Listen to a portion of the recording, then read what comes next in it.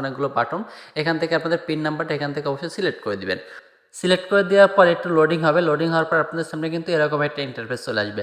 তো এখান থেকে দেখুন টাকা উত্তোলন, ব্যালেন্স অনুসন্ধান, পরে এর পাশে পিন পরিবর্তন, অনেকগুলো অপশন পেয়ে যাবেন। তো আজকে যেহেতু আপনাদেরকে আমি টাকা উঠাই দেখাবো, সেই ক্ষেত্রে এখান থেকে টাকা উত্তোলনের উপরে যে বাটনটা আছে এর উপরে চাপ দিব। তো আপনারাও সেম টাকা ওঠানোর জন্য এই বাটনটির উপরে একটা চাপ দিবেন। দেওয়ার পর এখান থেকে আপনাদেরকে অ্যামাউন্ট দিতে বলবে, কত টাকা আপনারা উঠাতে চান। আর এই অ্যামাউন্ট দেওয়ার জন্য আপনাদেরকে আবারও সেই বাটনগুলো প্রেস করেই কিন্তু সেই অ্যামাউন্টটা বসাতে হবে। তো আমি এখান থেকে 16,000 টাকা বসাচ্ছি। বসানোর পর এখান থেকে যদি সঠিক হয় তাহলে সঠিক, আর সঠিক না হলে সঠিক নয়। তো সঠিক যেহেতু, সঠিকের উপরে ক্লিক করলাম।